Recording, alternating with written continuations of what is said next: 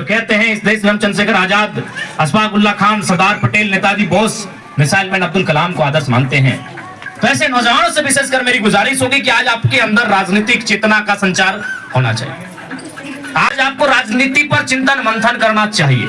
जब आप 2 घंटा ड्रीम 11 में बकवास में चिंतन मंथन करते हैं, अपना बर्बाद करते हैं, तो मेरा मानना है कि आपको 2 घंटा राजनीतिक पहलुओं पर चर्चा करना चाहिए। आप अगर भगत सिंह को मानने वाले युवा हैं, उनके विचारों को मानने वाले युवा हैं, तो आपको इलेक्ट्रल बॉन्ड पर चुप नहीं रहना चाहिए, आपको इलेक्ट्रल बॉन्ड पर सवाल करना चाहिए।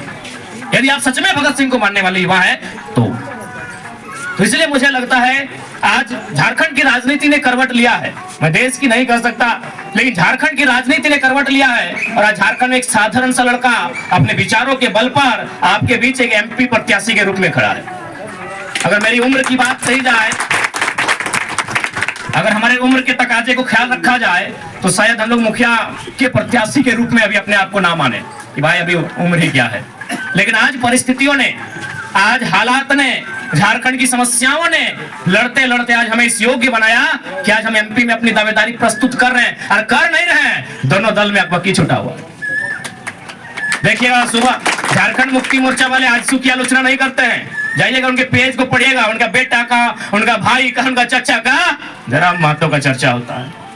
आजसू वालों को पढ़िएगा, भले उनके प्रत्याशी बोल दे हमारा नाम ना ले मीडिया के सामने, लेकिन पढ़िएगा उनके पेज को जाकर, उनके निशाने पर जरा महत्व होता है। दोनों राजनीतिक दल, चूंकि देखिए भले दोनों अलग अलग है, लेकिन काम तो वही कर रहा है। जयप्रकाश चौधरी जी की बात करें तो खुद सांसद, पत्नी रामगढ़ से विधायक, क्या मतलब है जनता से। मोथरा प्रसाद जी की बात करें तो 3 बार से विधायक, मंत्री, और ले दे के सारा प्रॉपर्टी बटपिटार के लिए बनाओ, यहाँ जमीन लो, वहां लो, यहाँ लो, किसी से छुपा नहीं है। तो भले दोनों अलग दल है, लेकिन आज दोनों एक हो गया है कि भैया कुछ भी हो जाए, अरे तुम्हें जीत चाहे हमें जीत, इधर मना जीत क्या है पता है न, तो जीत में तो हट्टे करवे, झंडा हमें करवे, हमें पत्नी के विधायक बना लेते, बेटवा के बनाइए। लेकिन अगर ये छोड़ा जीतो तो कखरा कहाँ हाथ रख के बनाए तो क्यों ना जानो, ये छोड़ा अगर जीतो तो ककरा नेता बनाए तो क्यों ना जानो। देख ले रातों रात 1 लाख, कौन है भाई 1 लाख अंसारी, रातों रात चर्चा बन गए की परिणाम भेते ना भेता है, लेकिन रातों रात एक नेतृत्व तैयार किए।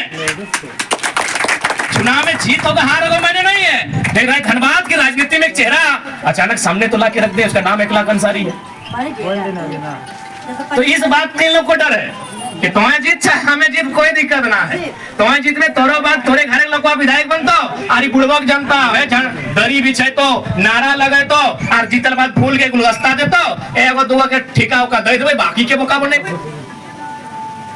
आप आकलन कीजिए, हम तो नहीं कह रहे भाई कि हमें मतदान कीजिए, लेकिन आप आकलन कीजिए।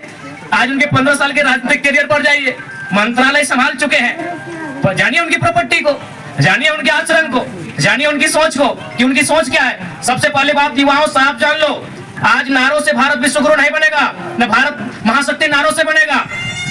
भारत की इकोनॉमी 5 ट्रिलियन हो, चाहे 10 ट्रिलियन हो, चाहे भविष्य में 30 ट्रिलियन हो, अगर सत्ता और संपत्ति का विकेंद्रीकरण नहीं होगा तो कभी भारत उन्नत राष्ट्र नहीं बनेगा। विकेंद्रीकरण का मतलब सबके पास सत्ता भी सब तक पहुंचे और संपत्ति भी सब तक पहुंचे। लेकिन अभी जो राजनेता हैं, पता कीजिए कई हजार करोड़ की प्रॉपर्टी है सबकी, उस कई हजार करोड़ में कई हजार परिवार पाले जा सकते थे कि नहीं। किसी की बात करें, विधायकों की बात करें, सांसदों की बात करें, कई हजार, खासकर धनबाद बोकारो की बात करें तो कई हजार करोड़ की इनकी संपत्ति है। उस कई हजार करोड़ में कई हजार परिवार तो जरूर पाले जाते, कई हजार परिवारों का तो भरण पोषण जरूर होता, कई हजार परिवारों का पेट तो जरूर भरता। लेकिन सच में अगर वह जनता के हितैषी है तो हम पहला संदेश देना चाहेंगे, चाहे सांसद रहे, विधायक रहे या प्रत्याशी रहे, कि अगर सच में आप जनता के हितैषी हैं तो जैसा कि सूचना मिला है और जैसा कि जनता जानती है, ये जनता जानती है कि आपके पास, आप सबों के पास कई हजार करोड़ की संपत्ति है। तो एक काम कीजिए, चूंकि आप अपने दम पर नेता नहीं बने हैं, आप अगर नेता बने हैं तो जनता के विश्वास के कारण बने हैं। तो आप एक काम कीजिए, आप 5% बहुत है, ज्यादा से ज्यादा 10% अपनी संपत्ति को रखिए, बाकी जनता के बीच दान कीजिए। हम मानेंगे आप जनप्रतिनिधि हैं।